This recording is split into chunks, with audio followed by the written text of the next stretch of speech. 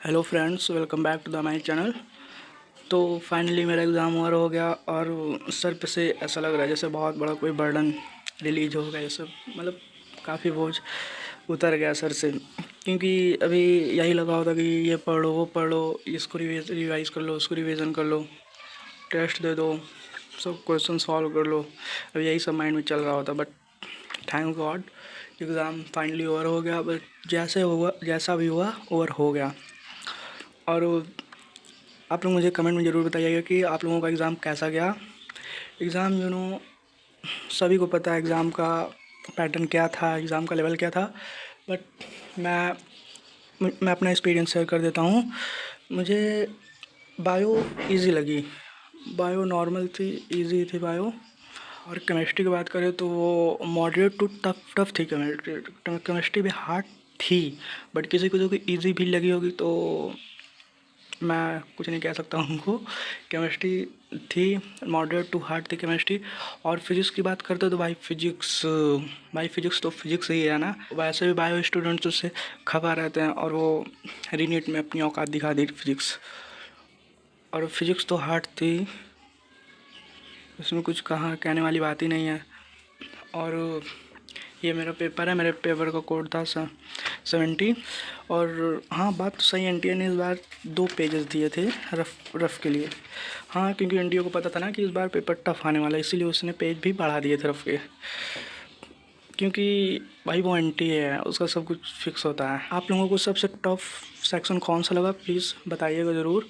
और सेंटर जो है मेरे घर से काफ़ी दूर था सेंटर, तो मैं सुबह 10 बजे निकल गया था। 10 बजे निकल गया था तो मैं वहाँ पे सेंटर तक 12-12 बजे तक पहुँच गया था आसानी से। भाई जिस रूट से जा रहा था ऐसा लग रहा था कि बस सिर्फ नीट ही वाले हैं सब। जिस जहाँ देख रहा उधर ही सब एडमिट कार्ड लिए चले जा रहे हैं, चले जा रहे हैं। सब नीट वाली एस्पिरेंट्स बहुत दिख रहे थे रोड पे। और जब सेंटर के बाहर पहुँचा तो वहाँ अलग ही माहौल था। तो मैं थोड़ी देर बाहर पानी वगैरह लेने के बाद मैं फाइनली 12:30 तक मैं एंटर कर गया था एग्ज़ाम हॉल में।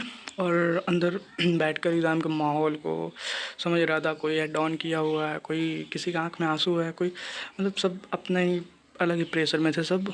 और फाइनली उतना एग्ज़ाम का उतना डर तो नहीं लग रहा था, क्योंकि नीट तो एक बार दे ही चुका था ना, ये तो री नीट था। तो उतना एग्ज़ाम का डर नहीं था कि कैसे होगा क्या होगा। बट प्रेशर वो अलग जो एक होता है वही प्रेशर था, बस और कुछ नहीं। और नॉर्मली सब कुछ बढ़िया ही हुआ। और इन्विजिलेटर भी अच्छे ही मिले थे वहाँ पे। मतलब पहले ही से ही साइन वगैरह, मतलब 2 बजे पेपर जैसे मिलना था, 1:55 पे ही मतलब सारे फॉर्मेलिटीज़ हो गई थी। साइन वगैरह, थंब इम्प्रेशन, एडमिट कार्ड वगैरह में जो भी फॉर्मेलिटीज़ होती हो गई थी। और फाइनली पेपर मिलने के बाद जो भी होता है फिर साइन वगैरह फिर से हुआ, 2-3 बार हुआ था। उसके बाद मैंने सुना कि बहुत सेंटर पे लोगों के पेन वगैरह ले लिए गए हैं, बट ऐसा नहीं हुआ, मुझे पेन मिला है। और फाइनली पेपर मिलने के बाद जब सबसे पहले मैं फिजिक्स और केमिस्ट्री को इग्नोर करके मैं सबसे पहले बायो वाले सेक्शन में पहुंचा। और जब बायो देखा तो मुझे ऐसा लगा कि कट ऑफ काफ़ी हाई जाने वाली है। बट जब मैं धीरे धीरे करके केमिस्ट्री वो बायो पूरे कंप्लीट किया, उसके बाद जब मैं केमिस्ट्री और फिजिक्स की तरफ जब मैं बढ़ा तो मेरी गलतफहमी दूर हो गई थी कि कट ऑफ हाई जाएगी। तब मुझे लगा कि नहीं, कट ऑफ मिनिमम ही रहेगी। क्योंकि जिस तरह से पेपर को सेट किया गया था ना एनटीए के द्वारा, वो बहुत ही अविश्वसनीय, कथनीय, सोचनीय था। क्योंकि उसका जो फिजिक्स का क्वेश्चन थे उसको बड़े बड़े मेधावी टीचर जो वो नहीं सॉल्व कर पा रहे, तो एक स्टूडेंट के बस में क्या है। क्योंकि जेई मेंस के लेवल का तो फिजिक्स के क्वेश्चन दे दिए थे। क्योंकि और मेंस में तो फिर भी टाइम होता है उसको, चलिए किसी भी तरह से वो स्टूडेंट करके कर लेगा मेंस में। बट नीट में क्या टाइम होता है, नीट में केमिस्ट्री भी है 45, उसमें भी तो टाइम लगता है। और केमिस्ट्री भी हार्ड थी, पूरी तरह से फील्डिंग सेट कर बैठा एनटीए ने। और मैं जहाँ था एग्ज़ाम सेंटर मेरा एयरपोर्ट के मतलब एयरफोर्स वालों की स्कूल थी वो। तो एयरपोर्ट को थोड़ा सा आगे था मेरा वो सेंटर। तो ऊपर से बार बार प्लेन जा रही, मुझे लग रहा पेपर इधर ही से आएगा, डायरेक्ट छत पे ही उतरेगा। क्योंकि बार बार एरोप्लेन ऊपर से जा रही थी। और यार टीचर भी काफ़ी सपोर्टिव थे, मतलब किसी भी तरह की कोई प्रॉब्लम नहीं होने दे रहे थे।